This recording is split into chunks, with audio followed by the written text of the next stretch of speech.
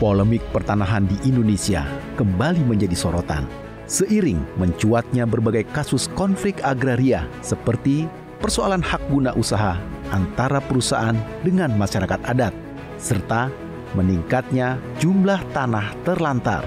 Kementerian ATR BPN mencatat sepanjang tahun 2024 terdapat 5.973 kasus pertanahan.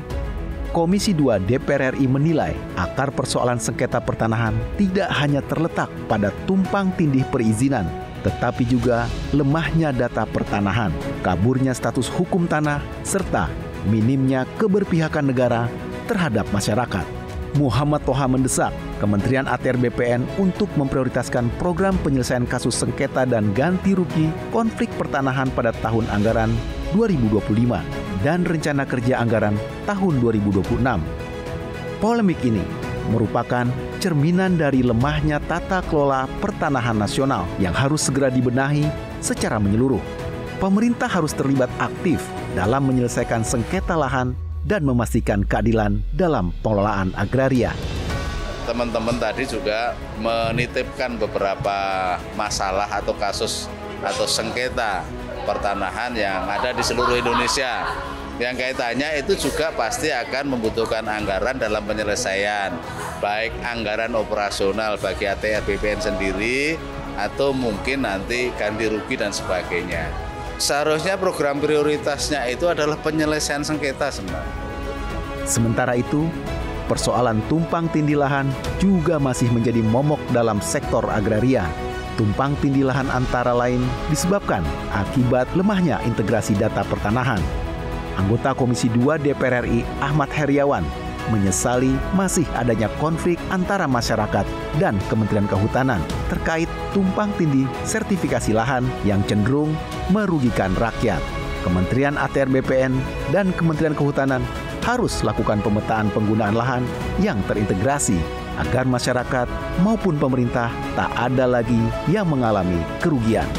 Saya katakan tadi BPN harus jadi pembela bagi rakyat yang mengalami situasi seperti itu, karena BPN mewakili negara sudah mengeluarkan SHM-nya kan, sertifikat hak miliknya. Ketika sertifikat hak milik itu harus hilang serta-merta hanya karena ada satu penataan kehutanan, maka tentu perlu dikompromikan, diharmoniskan dengan baik, ya, bagaimana hak rakyat tidak hilang. Oleh karena itulah ke depan harus ada koordinasi dan ke depannya harus ada one map policy, ya.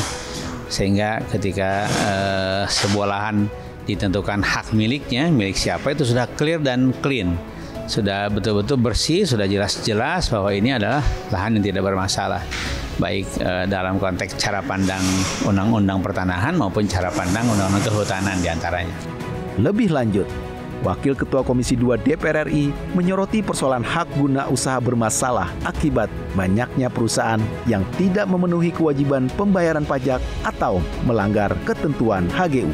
Kementerian ATR BPN perlu mengambil langkah tegas sebagai upaya menciptakan tata kelola pertanahan yang lebih transparan dan langkah responsif terhadap aduan masyarakat yang terdampak praktik mafia pertanahan. Ini kan lagi diinventarisir semuanya. Dan saya pikir kan sebagian kan sudah diambil oleh negara kan, diambil alih oleh negara melalui kejaksaan, dan kalau memang ke depan HGU yang bermasalah ini mereka tidak taat bayar pajak, terus kemudian ya negara harus bertindak. Nah, kita pengennya bahwa keberadaan HGU ini jangan sampai kemudian melanggar aturan main. Yang kedua adalah dia harus berkontribusi terhadap pendapatan negara. Sebagai langkah menertibkan pertanahan di Indonesia, Komisi 2 DPR RI menegaskan pentingnya pengawasan dan perbaikan layanan pencatatan lahan guna mengatasi masalah maladministrasi dan keterlambatan dalam pelayanan pendaftaran tanah.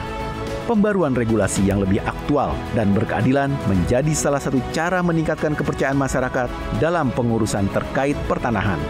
Langkah penertiban ini juga diharapkan mampu meningkatkan kontribusi sektor pertanahan terhadap PNBP. Komisi 2 DPR RI berkomitmen terus mengawal isu tata ruang yang berorientasi pada kepentingan publik.